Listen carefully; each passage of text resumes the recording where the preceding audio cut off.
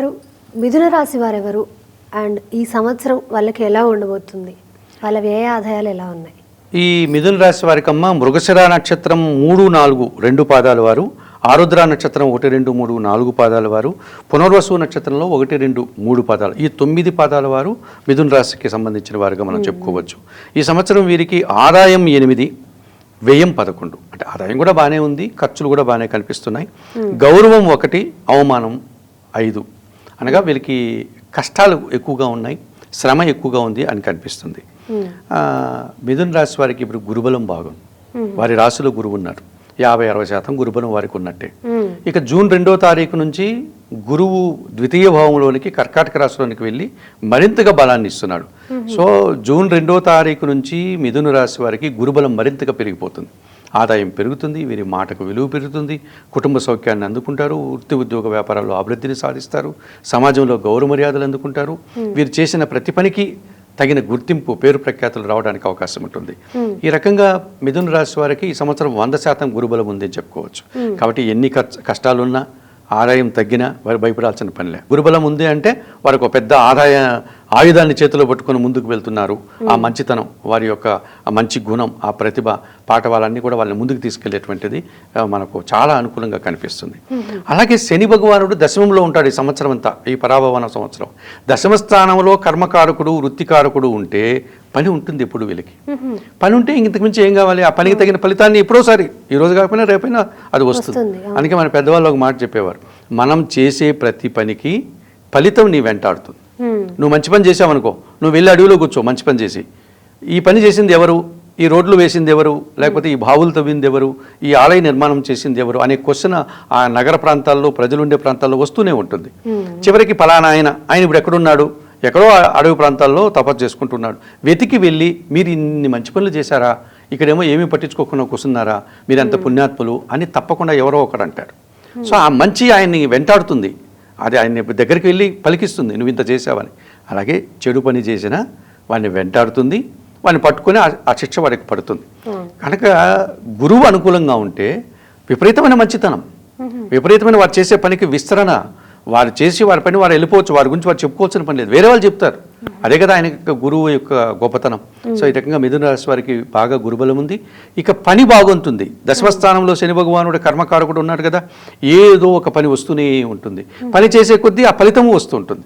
ఇప్పుడు రాకపోవచ్చు, రేపో ఎల్లుండికో ఆ ఫలితం తప్పకుండా వస్తుంటుంది. సో వీరికి చేతి నిండా పనులున్నాయి, ఓపికన్నంత కాలం పని చేసుకుంటూ వెళ్ళొచ్చు వారికి చేతనైన పనులంతా. కానీ గురువు అనుకూలంగా ఉంటారు కాబట్టి ఆ గురుబలం పెరగడం వల్ల మంచి ఫలితాలు తీసుకోవచ్చు. అయితే రాహు ప్రతికూలంగా ఉన్నాడు. ఇప్పుడు 9వ ఇంట్లో రాహు ఉన్నాడు. డిసెంబర్ తర్వాత 8వ ఇంటికి వెళ్తాడు. విదేశాలకు వెళ్ళకూడదు మిథున రాశి వారు ఈ సంవత్సరం. తర్వాత కొత్త వ్యక్తుల విషయంలో జాగ్రత్తగా ఉండాలి. సహజంగా మనకు సమాజంలో మన దారిని మనం వెళ్తూ ఉంటే వాడెవడో వచ్చి జోక్యం కలిగజేసుకొని మనల్ని సమస్యల్లోకి నెట్టేస్తూ ఉంటాడు. ఏదో ఒక పెద్ద వ్యాపారం ఉందండి, దీంతో బోల్డ్ అంత డబ్బులు వచ్చేస్తాయి, మీరు కొంచెం ఇన్వెస్ట్ చేస్తే చాలు ఇంత డబ్బులు వచ్చేస్తాయి, అంత డబ్బులు వచ్చేస్తాయి, ఇంత అవకాశాలు ఉందని ఏదో మనకు నేర్పిస్తాడు, అత్యాశ కల్పిస్తాడు. మనం నమ్మామనుకోండి మోసపోతాం, డబ్బులు పోతాయి, పైగా మనం తప్పుడు పని చేశామన్నటువంటి నిందపడాల్సి వస్తుంది. అటువంటి విషయాల్లో ఒక దురాశతో కూడిన వ్యక్తులు, అవినీతి కారకులు, అంటే కొన్ని తప్పుడు కార్యక్రమాలు చేస్తుంటారు. సమాజంలో చాలా ఉంటాయి, ఈ మల్టీ లెవెల్ మార్కెట్లని, తర్వాత షేర్ మార్కెట్ అని, లేకపోతే ఇంకేదో దాని ఏమంటారు లాటరీ లాంటివి కావచ్చు, లేకపోతే బెట్టింగ్ లాంటివి కావచ్చు, మోసం చేసే పనులు. ఇలాంటి వ్యక్తులు వీళ్ళ వెంటబడేటువంటి అవకాశం ఈ సంవత్సరం కనిపిస్తుంది. మిథున రాశి వారు వారితో జాగ్రత్తగా ఉండి మోసపోకుండా ఉండాలి, విదేశాలకు వెళ్లకుండా ఉండాలి. ఈ సంవత్సరం వారు స్వదేశంలోనే ఉన్నంతలో ప్రశాంతంగా ఉంటే ఈ సంవత్సరం వరకు మంచి ఫలితాలు పొందడానికి అవకాశం ఉంటుంది. అలాగే కేతు వీరికి 3వ ఇంట్లో ఉన్నాడు. భగవంతుడు వీళ్ళని ఎప్పుడూ కాపాడుతూ ఉంటాడు. 3వ ఇంట్లో కేతు ఉంటే భగవంతుని యొక్క ఆశీస్సులు వీరికి లభిస్తూ ఉంటుంది, జనసాకారం బాగుంటుంది. వీరు నేను ఈ పని చేశానా, ఆ పని చేశానా ఆడంబరాలకు పోరు. అసలే వీరికి గురుబలం ఉంది. సో వాళ్ళ గొప్పలు చెప్పుకునే మనుషులు కాదు, వారి పని వారు చేసుకుపోతూ ఉంటారు. దానికి తోడు కేతువు కూడా అనుకూలంగా ఉన్నాడు. డిసెంబర్ 5 వరకు కేతువు అనుకూలంగా ఉన్నాడమ్మా. పుణ్యక్షేత్రాలకు వెళ్ళడం కానీ, తీర్థయాత్రలు చేయడం కానీ, పూజాది కార్యక్రమాలు నిర్వహించడం కానీ, ఇవన్నీ చక్కగా ఈ సంవత్సరం వారు చేసుకుంటారు. వారు చేసిన పని చాలా నిరాడంబరంగా ఉంటుంది, హంగామాలు ఆడంబరాలు చేయరు. అటువంటి మంచి ఫలితాలు మిథున రాశి వారి సంవత్సరం పడతారు. అయితే మిథున రాశి వారికి డిసెంబర్ తర్వాత కేతువు ద్వితీయానికి వెళ్తున్నాడు, రాహు అష్టమానికి వెళ్తున్నాడు, కాలసర్పదోషం. సో డిసెంబర్ నుంచి వారు ఏప్రిల్ వరకు ఆ 5 నెలలు జాగ్రత్తగా ఉండాలి. ఆ సమయంలో వీరు రాహుకేతు పూజలు నిర్వర్తించుకోవడం మంచిది. ఆ రకంగా ఆ రాహుకేతు దోషం నుంచి బయటపడితే మంచి ఫలితాలు పొందగలుగుతారు. ఒక్క రాహుకేతువుల విషయంలో మాత్రమే ఈ సంవత్సరం మిథున రాశి వాళ్ళు డిసెంబర్ తర్వాత జాగ్రత్తగా ఉంటే మంచి ఫలితాలు పొందడానికి అవకాశం ఉంటుంది. ఓకే. అండ్ అలాగే వీళ్ళకి పరిహారాలు ఏం చేసుకుంటే మంచిది? రాహుకేతు దోషం ఉంది కదమ్మా, అందువల్ల ఈ కాలసర్ప దోషం, రాహుకేతు దోషం నుంచి బయటపడడానికి దీనికి చక్కటి పరిహారం అంటే ఏకైక మార్గం శ్రీకాళహస్తీశ్వర ఆలయానికి వెళ్ళి రాహుకేతు పూజలు నిర్వర్తించుకోవడం. ఎందుకంటే మనకు ఉన్నటువంటి పంచభూత లింగాల్లో అది వాయులింగేశ్వర క్షేత్రం. అక్కడ శ్రీకాళహస్తి తిరుపతి పట్టణానికి 1 గంట ప్రయాణంలో ఉంటుంది. అక్కడ నిత్యం ఈ రాహుకేతు పూజలు నిర్వహిస్తూ ఉంటారు. అక్కడికి వెళ్ళి అక్కడ రకరకాల ధరల్లో ఆ పూజలు జరుపుతారు. ఏదో ఒక మీ శక్తికి సంబంధించిన టికెట్ కొనుక్కుంటే ఆ పూజ అక్కడ నిర్వర్తించుకొని రావచ్చు. ఎందుకంటే ఆ క్షేత్రము స్థల పురాణం చాలా గొప్పది. రాహుకేతువులకు సంబంధించి నిర్దేశించిన పూజాది కార్యక్రమాలు ఎప్పటి నుంచో జరుగుతూ ఉన్నారు. దానికి ఆ స్థల పురాణం ఉంది. మనకు సూర్యగ్రహణం చంద్రగ్రహణం వచ్చినప్పుడు కూడా ఆ క్షేత్రము ఆలయం తెరిసే ఉంటుంది. అన్ని తిరుపతి క్షేత్రము, కాశీ, వారణాసి అన్నీ మూతపడతాయి చంద్రగ్రహణం. ఈ క్షేత్రాన్ని ఎవరు మీరు అది రాహుకేతు సమయంలో కూడా ఆ చంద్రగ్రహణ సూర్యగ్రహణ సమయంలో తెరిసే ఉంటుంది. అంత పవిత్రమైనటువంటి స్థలం. అందులో మన ఆలయంలోకి లోపలికి వెళుతూ ఉంటేనే ఆ శివాలయంలోకి ఎదురుగా దక్షిణామూర్తి కనిపిస్తారు సాక్షాత్తు.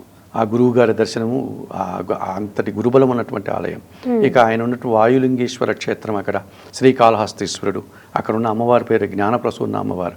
అటువంటి ఆలయంలో వెళ్ళి అమ్మవారిని అయ్యగారిని దర్శించుకొని ఈ రాహుకేతు పూజ చేసుకొని వస్తే చాలా వరకు బయటపడడానికి అవకాశం ఉంటుంది. అంత శక్తి లేదు గురువుగారు, మేము వెళ్ళలేము అని ఎవరైనా అంటే మీకు అందుబాటులో ఉండేటువంటి చిన్న గణపతి ఆలయానికన్నా వెళ్ళి గణపతి ఆరాధన చేయండి, కేతు దోషం నుంచి బయటపడతారు. దుర్గమ్మ ఆలయానికి వెళ్ళి అమ్మవారి కుంకుమ పూజలు నిర్వహించండి, రాహు దోషం నుంచి బయటపడతారు. ఏమాత్రం అవకాశం ఉన్నా ఆ కాళహస్తి ఆలయానికి వెళ్ళి రాహుకేతు పూజ నిర్వర్తించుకుంటే మిథున రాశి వారి ఈ సంవత్సరం మరింతగా మంచి ఫలితాలు పొందగలుగుతారు. ఓకే, చూసారు కదా, మిథున రాశి వారు గురువుగారు చెప్పిన పరిహారాలు పాటిస్తే మీకు మంచి జరుగుతుంది. తప్పకుండా పాటించండి, మంచి పరిహారాలు పొందండి. Thank you. నమస్తే. ప్రముఖ జ్యోతిష నిపుణులు జ్యోతిష విశారద డాక్టర్ కె వేణుగోపాల్ గారు మరియు జ్యోతిష బ్రహ్మ పురాణ వాచస్పతి వాడపల్లి సీతారాం పండితులచే పరాభవనామ సంవత్సర ఉగాది రాశి ఫలితాలు పంచాంగ శ్రవణం మార్చి 19న మీ భక్తివన్ యూట్యూబ్ ఛానల్లో.